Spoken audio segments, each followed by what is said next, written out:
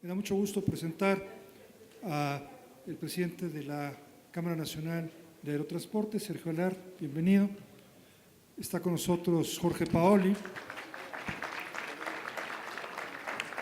director general de Diestra Hoteles y Resorts y vicepresidente de la Asociación Nacional de Cadenas Hoteleras.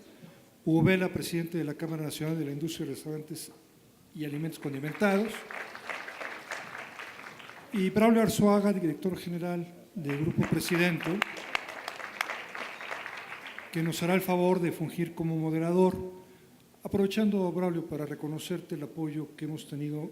Braulio fue, digamos, el punto, la palanca con la que inició esta conferencia hace 7 años.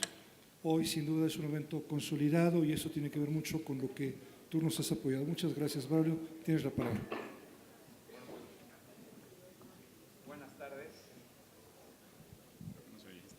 Buenas tardes a todos.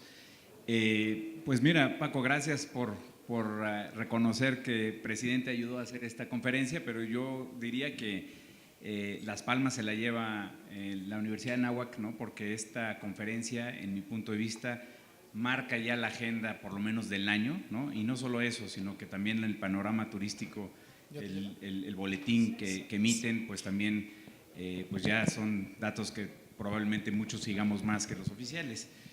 Pero pues a lo largo de este día hemos oído a través del padre Cipriano cuestiones de liderazgo y de la gente que tenemos aquí en México, a través de lo que también decía el secretario, de las cosas buenas, las cosas malas que hemos hecho, las cosas de las que hay que estar orgullosos, las cosas que probablemente hay que aprender de otros países. Igualmente, Pablo Azcárraga comentaba pues, de un tema que está probablemente para quedarse tristemente, que es la seguridad, y que platicaba que probablemente tendríamos que pues, verlo con otro tipo de medicina para poderlo curar, ¿no? Igualmente, en el último panel se platicó mucho de cuestiones de ecología y etcétera, pero yo creo que este año es un año que en el corto plazo vendrá con cuestiones muy, muy interesantes derivadas de pues, la elección que viene y el entorno político en el que estamos, derivadas también de las negociaciones del Tratado de Libre Comercio. Ya decía hoy Trump, ponía primero el America First y Theresa May del Reino Unido pues le contestaba con el tema del libre comercio, y cuestiones como inflación, tipo de cambio y demás que en el corto plazo nos van a poner un reto en la industria y particularmente en la industria que cada uno de ustedes representa. Yo por eso quisiera empezar con una pregunta. Las preguntas que formulé serían como para todos, ¿no? Pero para tratar de entender la parte de que ustedes representan. ¿Cómo ven una posible salida de Estados Unidos del Tratado de Libre Comercio? ¿Qué podría afectar esto en cada una de las industrias que ustedes tienen? ¿Por qué no empezamos contigo? Muchas gracias, Braulio. Nuevamente, unirte a las felicitaciones de la Universidad de Anáhuac, unirme contigo. Realmente es un panel, un foro muy interesante el poder participar en este panel. Mira, yo no veo como un gran riesgo finalmente, como se han venido manejando las negociaciones del Tratado de Libre Comercio, el tema de lo que representa ya el volumen de negocio que hacen todas las empresas de Estados Unidos y de Canadá con México, pues ya es un volumen que ya va más allá de lo político. Es un tema económico donde el limitar en una forma mucho más dramática el libre comercio entre estos 3 países, pues no sería una protección interna de Estados Unidos, sino sería un golpe directo al consumidor, porque esto encarecería los productos, encarecería la disponibilidad de poder tener los productos tanto en Estados Unidos como en México. Para la industria restaurantera tenemos una relación muy amplia con lo que es la National Restaurant Association y analizábamos particularmente la disponibilidad de los productos agrícolas y de toda agroindustria en Estados Unidos, que por muchos años, si nos imaginamos el clima que hay en Estados Unidos en esta temporada, donde por mucho tiempo pues, los restaurantes limitaban los productos que podían ofrecerle a su consumidor a lo que había en la época, o sea, cuando no había esta accesibilidad a los productos mexicanos. Hoy los restauranteros de Estados Unidos me dicen, estamos acostumbrados a que les damos aguacate todo el año, donde les damos hortalizas y les damos producto fresco todo el año, entonces limitar este tipo de condiciones, pues nosotros ya no lo vemos como una opción, porque eventualmente lo que está pasando es que quien sufre es el consumidor. Entonces nosotros no lo vemos, la industria restaurantera ha sido de las grandes promotoras de que el Tratado de Libre Comercio se mantenga, y yo creo que dentro de las negociaciones evidentemente sí puede haber algunos ajustes, pero como lo vemos en este momento es que tendrá resultados razonablemente favorables. Sin embargo, independientemente que la Canirac vea que no habrá poco impacto, pues es un hecho que el tipo de cambio se está moviendo, es un hecho que la inflación ha sido bastante elevada y demás. En la industria de hotelería, Jorge, ¿cómo lo ve la ANCH? ¿Qué es lo que se ha platicado dentro de los miembros que participan ahí en la asociación? Mira, primero, muchas gracias a la Anáhuac, a ustedes, Braulio, por recibirnos por aquí. Empezaría, para no repetir algunas de las cosas que ya se dijeron, por dividir el corto del largo plazo. O sea, una salida probable del TLC indudablemente va a generar un efecto de volatilidad cambiaria, nerviosismo, pero la volatilidad es una medida de frecuencia, como dirían los economistas, no necesariamente es un efecto que debamos de considerar, es decir, el precio que puede tener hoy el peso, pues puede ser volátil, pero el tema de fondo es cuánto tiempo se queda ahí y qué efecto puede tener ese tipo de cambio, por ejemplo, tras una salida del TLC. Nosotros pensamos, y hay bastante coincidencia en la ANCH con lo que dice Oxford Economics, que dice en el corto plazo puede haber una pérdida del PIB de alrededor de un 1% en el año inmediato posterior a la salida, que tenderá a recuperarse. Nadie quiere eso. Oxford Economics habla de medio punto también para Canadá y Estados Unidos de pérdida del PIB, es decir, todos pierden en esa ecuación. Y ya hablando en concreto de los hoteles, indudablemente hay industrias como la automotriz y toda la cadena productiva que está en torno de algunas de estas industrias. La automotriz es la más visible, en las que los hoteles de negocios, específicamente situados en los corredores industriales, se ha llamado el corredor automotriz, pero existe el corredor energético y otros, pueden tener un efecto mucho más fuerte, por lo menos en el corto y mediano plazo, que en otros segmentos de la hotelería y del turismo. Vemos que este periodo de corto mediano plazo, después de una posible salida que todos empezamos a ver menos probable, porque todos empiezan a ver que es poco conveniente para todos los países el que esto se termine. Quisiera ir de lo general a lo particular. Coincido que podría tener un impacto en el PIB, y el PIB es una variable muy importante en el crecimiento de la demanda. Sin embargo, nosotros consideramos otras variables, el efecto migratorio, que en el primer trimestre de 2017 ya nos impactó, hubo menos viajes de nuestros paisanos, que significan 1/3 del mercado entre México y Estados Unidos. Dicho lo anterior, los FACTS que terminó, y ayer tenemos las cifras de 2017, pues son datos buenos. El mercado volvió a crecer entre México y Estados Unidos alrededor del 10%, tenemos más de 29 millones de pasajeros transfronterizos. Esto significa que somos el primer o segundo mercado transfronterizo del mundo, y hay una dependencia total en el número de vuelos. ¿Y por qué sucedió esto? Porque afortunadamente en la industria aérea pudimos liberalizar el acuerdo bilateral de transporte aéreo. Se empezó a negociar a principios de 2012, 2013, se materializó en 2014, y bueno, con todo el tema de trámites en el gobierno de Estados Unidos y en México, en 2016, el 21 de agosto, el Senado mexicano lo aprobó y tenemos un convenio bilateral aéreo totalmente liberalizado, es decir, antes por par de ciudades nada más podía haber dos competidores, dos por ejemplo, 2 aerolíneas mexicanas volando entre México y Los Ángeles y 2 estadounidenses. Hoy está abierto a multidesignación y creo que esto ha sido bien importante para la industria aérea. Además de esto, nos permitió y que cada aerolínea, según su modelo, profundizara alianzas con las aerolíneas americanas. Hay como en la mayoría de las industrias, hay una asimetría totalmente en los tamaños de lo que es una aerolínea en Estados Unidos con una aerolínea mexicana. Sin embargo, creo que la confianza y el desarrollo entre los dos países es muy importante y se muestra con la inversión que hizo Delta en Aeroméxico en el primer trimestre del año pasado, autorizado por la Comisión Federal de Competencia, autorizado por el Departamento del Transporte, de un 49%. Y es la inversión más grande de cualquier aerolínea americana fuera de Estados Unidos, ¿no? Entonces, esto refleja que vamos a seguir creciendo, podremos tener un impacto económico, pero las redes cada vez están más conectadas y tanto los segmentos de negocio, de viajes, ya sea de negocios,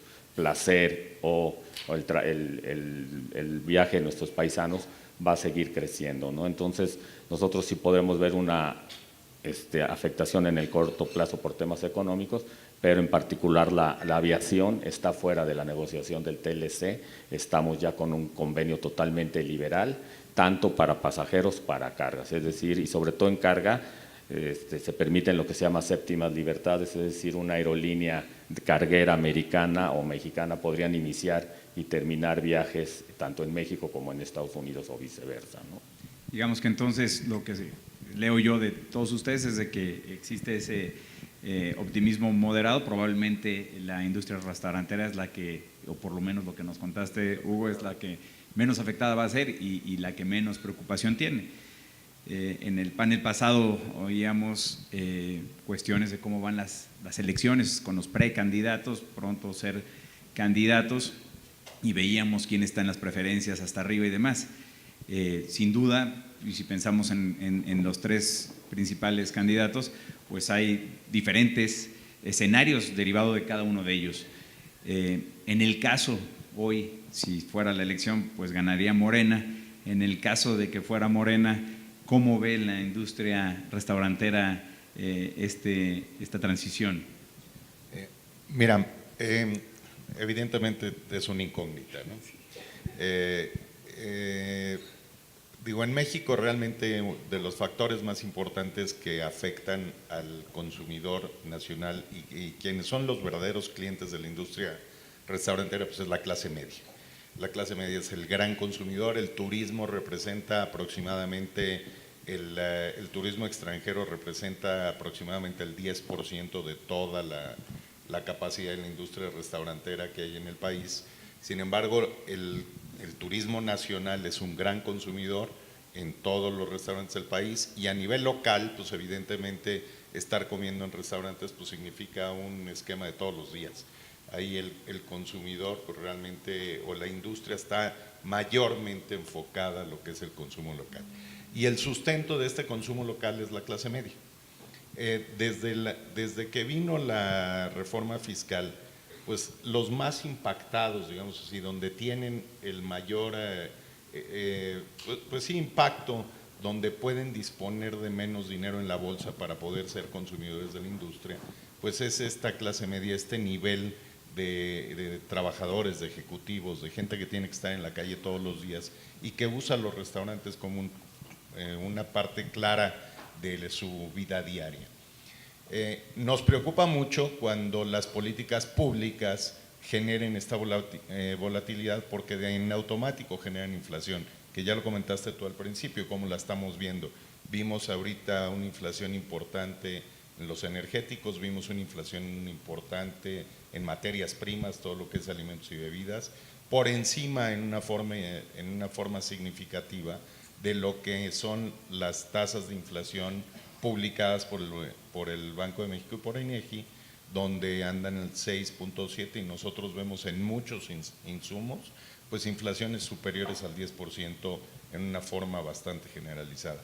Cuando eso pasa y no se traduce en los ingresos de nuestros consumidores, evidentemente estamos creando una bajo demanda en todo lo que es el segmento. Hemos visto un crecimiento bastante robusto en la industria entre el 2.8% los últimos 2 o 3 años en una forma bastante consistente. Sin embargo, el número de establecimientos que ha venido creciendo en toda la industria ha sido encima del 6,5%. ¿Qué ha generado esto? Que el número de comensales promedio por unidad ha venido sistemáticamente disminuyendo los últimos 4 años. Eso, si nosotros agravamos los temas de inflación, agravamos la volatilidad económica, no se equiparan con un aumento en lo que son los ingresos de todo el público consumidor, pues evidentemente se puede agravar. Y si tú tienes nosotros tenemos una estadística ya muy consistente de varios años, donde el 60% de los nuevos restaurantes cierran en los primeros 3 años de operación. Entonces, si no robustecemos esta demanda interna, y que pueden ser con políticas públicas muy claras, evidentemente una de ellas es que las tasas de impuestos que se pagan en México son muy altas en bajos ingresos, o sea, con solamente 50,000 pesos al mes, que puede ser un sueldo muy razonable, pero ya estás en el nivel de impuestos más alto, en la tasa más alta de impuestos, que es comparativa con un sueldo de $250,000 al año en Estados Unidos. Entonces, esa disponibilidad de ingreso para gastar en la industria, para la clase media es muy importante.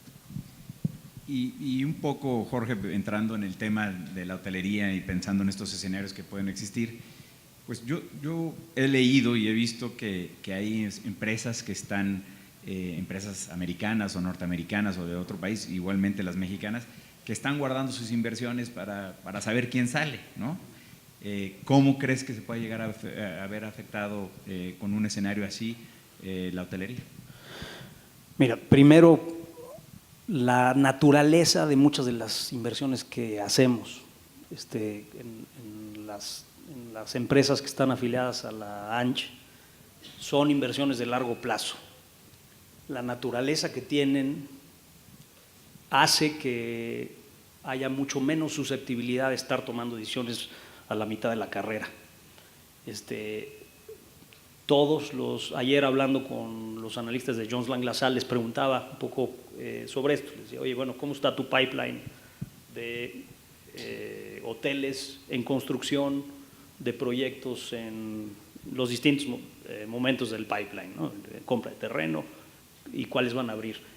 Y lo que ves en ese pipeline, que es una de las bases de datos, hay 3 o 4, pero más o menos es representativo. Lo que ves en ese pipeline pues es que el trayecto que sigue la inversión, por un lado, no se puede dar el lujo de estar frenándose, sobre todo con inversiones de cierto tamaño, en cada momento que genera volatilidad. O con cada suceso que genera volatilidad, ¿no? Y hay ahorita estamos hablando del TLC, estamos hablando de las elecciones, ya se comentó acerca de la reforma fiscal en Estados Unidos, pero mañana puede venir una guerra, Dios no lo quiera, y otras cosas. Nos gustaría que se dieran ciertas cosas, pero hay una cautela, pero sigue su curso. Yo veo mucho más preocupación en la ANCH por la sobresaturación de los mercados, paradójicamente, por casos como el de Los Cabos, en donde nosotros tenemos inversiones grandes y pues, que de repente crecieron el año pasado 30% el número de cuartos, según las cifras que preparó el equipo de nuestro amigo Paco en el panorama. 30%, pero Tijuana está en el 29 punto algo, casi el 30%, y tienes algunas otras ciudades que no están generando la demanda, la velocidad de la oferta, pero que lo que te dicen es que sigue fluyendo la inversión turística independientemente de quién vaya a llegar, ¿no? Bien, pues oigo cierto optimismo por parte de los tres en cuestiones económicas, cuestiones también de la transición. Me sorprendió el dato de que el 60% de los restaurantes que abren cierran antes de 12 meses, ¿no? Yo tenía el 80%. Yo tenía el 80% en 12 meses y era un dato de la Asociación Mexicana de Restaurantes. ¿Qué es lo que le duele entonces a la industria? O sea, el 60% es alto, ¿no? Hay inversión y demás, mucha competencia, pero ¿qué es entonces lo que más le duele a la industria restaurantera? Mira, a la industria restaurantera le duelen varias cosas. Ya hablamos mucho de la capacidad del mercado en cuanto a posibilidades de consumo, y eso es dinero en la bolsa, sin lugar a dudas. La sobreregulación, desafortunadamente la industria restaurantera es una de las industrias más sobrereguladas de lo que hay en todo el país. O sea, hasta principios del año pasado teníamos más de 422 puntos que había que modificar o que había que cumplir para poder abrir un restaurante. Eso se ha venido modificando, la COFEMER con condiciones federales ha bajado alrededor del 10% de lo que era federal en regulación. A nivel local, en la Ciudad de México hemos tenido un ambiente favorable con el gobierno actual para ir mejorando este tipo de condiciones, que no necesariamente se traduce en esa mejora a través de las delegaciones. Muchas veces los acuerdos a los que hemos llegado, las políticas públicas que se están llevando a cabo a nivel gobierno central, no se están traduciendo en acciones reales a nivel delegaciones. Ese es uno de los grandes problemas, y vemos las nuevas alcaldías que va a haber en la Ciudad de México en particular como uno de los grandes retos. El otro de los grandes problemas es que hemos sufrido una transición en las industrias. Entonces, cada vez más lugares como la Ciudad de México se han convertido en lugares de servicios. Y siendo la industria restaurantera también una de las que menos barreras tiene de entrada, porque tenemos 515,000 puntos de venta a nivel país de venta de alimentos y bebidas, que va desde un restaurante de lujo hasta los puestos de comercio informal que están en la calle. Entonces, mucha gente con una facilidad pues bastante sencilla se pone en cualquier lugar, desde una cajuela de un coche hasta un restaurante de lujo que pues evidentemente requiere de una inversión importante ya. Pero el gran tema para también sobrevivir es la profesionalización. La razón número uno por lo cual un restaurante fracasa es por la falta de conocimiento de quien lo opera. Entonces, foros como las facultades que hoy vemos en un gran número de universidades y de escuelas en todo el país para profesionalizar el sector es muy importante. Es algo de lo que realmente puede generar mejores empleos, porque nosotros somos una industria que realmente contrata gente que en muchos casos viene de recursos educativos muy limitados y los hacemos que vayan creciendo y los insertamos en la clase media. Eso es como nosotros contribuimos. También tenemos 1,5 millones de empleos a nivel nacional. Somos el segundo empleador más importante del país, solamente después del gobierno federal.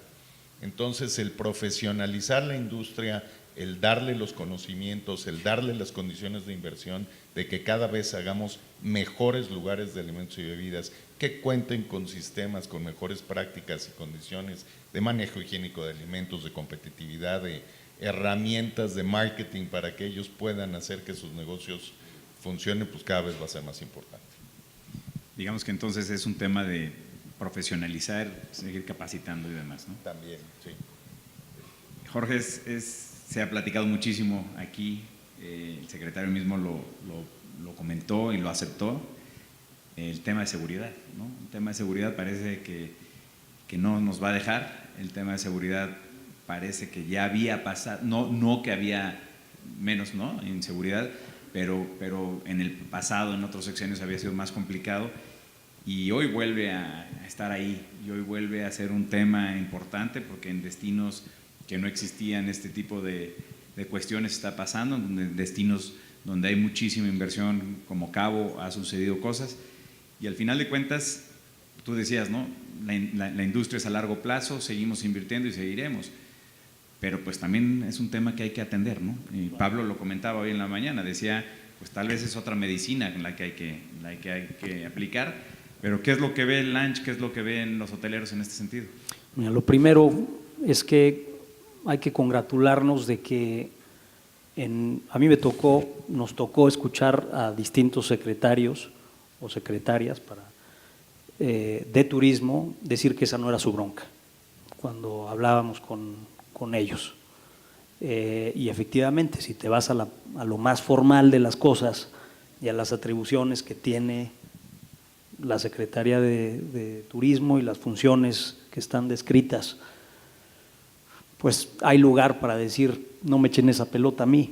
A mí me da y nos da a varios en la industria mucho gusto que el actual secretario ha trabajado transversalmente, ha gestionado para que gobierno federal, gobiernos estatales, gobiernos municipales y empresarios, tratando de acompañar algunos de estos procesos, participen para buscar solucionar o contribuir a la solución del tema de la seguridad, que es de largo plazo, que es complejo, que no tiene fórmulas mágicas, pero que sí pasa por cosas que se pueden hacer también relativamente pronto.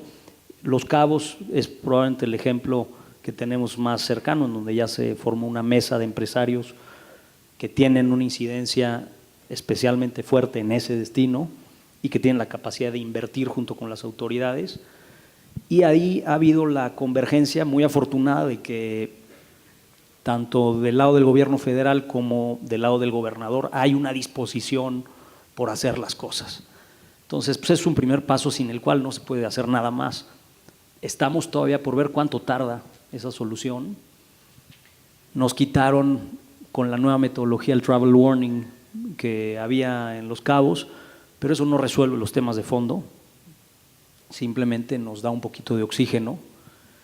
Está empezando a trabajarse en Ixtapa en un modelo parecido, pero como bien comentaban en la mesa anterior, a nivel local, cada una de estas problemáticas tiene que analizarse en función de quién es el presidente municipal, quiénes conforman los empresarios, quién le quiere entrar y quién no. Hay grupos de empresarios que no están dispuestos a entrar y por razones a veces muy legítimas. Hay quien no quiere aparecer en ciertos temas vinculados con la seguridad y se entiende además el tema, ¿no? Entonces eso ya empezó, es un proceso de acompañamiento. Yo no veo que a nivel gremial ni el ANCH ni el CENET se vaya a dar el principal esfuerzo. Claro que hay cosas que se están haciendo y muchos de los que estamos participando en uno o en otro lugar estamos en el ANCH o estamos en el CENET, pero es un esfuerzo, como ya lo mencionaban, local, en donde no es lo mismo la fuerza que tiene el comercio de opio en Guerrero y el peso que eso tiene, que atropella a cualquier gobierno, desde luego municipal, pero también el estatal. Ha habido muchos políticos, o algunos, no muchos, algunos que no han querido entrarle a la candidatura al gobierno del estado de Guerrero. Desgraciadamente un país muy caro. En el DNR son $25 por ingresar al país, el derecho no residente, y si le tomas que acaba de subir el TUA internacional en el aeropuerto internacional, que con todo IVA anda por ahí de $52, estás hablando ya de $75 que le quitas al visitante, ¿no? Y la experiencia, y yo creo que todo el mundo lo ve, de pasar por la Terminal 2 o Terminal 1 del nuevo aeropuerto, pues no es la experiencia que desearíamos que desde el primer contacto un extranjero pasara por nuestro país. Esa es una discusión para financiar el nuevo aeropuerto, que yo creo que nosotros estamos a favor de que se haga, y la discusión es cómo se va a hacer y con qué recursos. Y dos, que las sobreregulaciones nos movamos muy rápidos.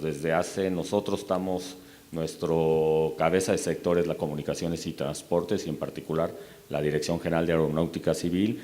Desde hace año y medio aprobó el Congreso la creación de la Agencia Federal de Aviación Civil para tener más recursos, para traer todas estas innovaciones y las mejores prácticas. Y yo creo que es lo que se debe de hacer, ¿no? Tengo datos, por ejemplo, en Cartagena bajaron el impuesto, aquí lo traía para no equivocarme, de 92 a $38 en total de sus tarifas, y en un año el tráfico aumentó 40%, ¿no? Entonces, estos sí pueden ser obstructores del crecimiento de los turistas, ¿no? Yo insisto, cobremos lo que a una paridad internacional y demos los mejores servicios en términos de aduana, migración y tiempos de conexión, ¿no? O sea, digamos que el viajero es muy sensible a esos $25, entonces Pues a sí, los porque- derechos, a los o a impuestos. $52 del TUA. Si nosotros sacamos una promoción de $89 a San Antonio, pues imagínate ya más el 3 por 3.75 de impuesto, más $52, pues a veces pareciera que la aviación es más nociva que el alcohol, ¿no? En términos de impuestos. Decía Gabriel Cuadri, ¿por qué nos hemos salvado de esta espada de Damocles? Fue el término que utilizó de por qué no es una catástrofe el tema de la inseguridad. Nuestra hipótesis es que sin dejar de ver que ha habido buenas gestiones, buenas campañas y una buena gestión pública, hemos tenido un aliado que nos ha ayudado mucho, que se llama el tipo de cambio. El tipo de cambio ha hecho que el país se abarate tremendamente y ese efecto ha sido más que proporcional todavía a los costos intrínsecos que tiene la inflación de los productos que están dolarizados, en la industria turística por lo menos, entre los hoteleros por lo menos, y pues eso nos ha salvado un poco. Pero bueno, además del tema de la seguridad, que es fundamental, y su prima hermana, la corrupción, ¿no? Yo te diría que hay 3 o 4 temas que son fundamentales. El cuidado de los ecosistemas, la sustentabilidad tiene que estar en el centro de las prioridades. Tenemos que en algún grado participar como empresarios autolimitándonos, porque tenemos estados débiles, me refiero al Estado mexicano y a los estados en los que, a estados y municipios, en los 3 niveles de gobierno, encontramos gobiernos débiles que van a ser atropellados por el mercado y por la fuerza económica. Si no hay una autocontención, nos vamos a acabar Tulum, nos vamos a acabar Los Cabos y nos vamos a acabar todo lo demás, y es la gallina de los huevos de oro. La sustentabilidad tiene que estar en el centro. Mira, no puedo más que coincidir con Jorge en el sentido de que la seguridad es prioridad número 1. Eso evidentemente aunado a la corrupción y a la impunidad. Y lo quiero separar porque Gabriel Cuadri también hablaba de que tenemos una cultura de la corrupción que viene históricamente por siglos y tenemos que trabajar en la cultura de los mexicanos para mejorar que nuestra cultura sea enfocada a la legalidad. Pero la impunidad es otro tema. La impunidad sí es del Estado totalmente. El Estado tiene que ser garante de que el sistema judicial, el realmente atender cuando se aprende a un delincuente, que realmente hay un proceso judicial efectivo, donde los delincuentes estén donde deben de estar, que debe ser la cárcel, y que no tengamos, por ejemplo, ahora el sistema penal acusatorio, que tenemos un gran número de delincuentes ahora por todo el país, porque pues ya no hay manera, reincidentes de 3 y 4 y 5 veces que están ahora fuera de las cárceles y que pues evidentemente está generando un tema importante. A nivel turístico tenemos el ejemplo de todos los estados fronterizos, o sea, lugares como Reynosa que llevan 5 años con una bajoventa de 50%. O sea, y además con un cruce de los turistas que venían de Estados Unidos a pasar el fin de semana o a comer a México y demás, donde se ha hecho un gran trabajo en la promoción de la gastronomía mexicana, que hoy no vienen precisamente porque esta situación de inseguridad pues está generando un tema muy importante. Agradecerles a ustedes también, pensábamos que íbamos a torear con media plaza y la veo pues 3/4 por lo menos, casi llena. Y por supuesto ustedes, ¿no?, por haber participado en este panel. Muchas gracias.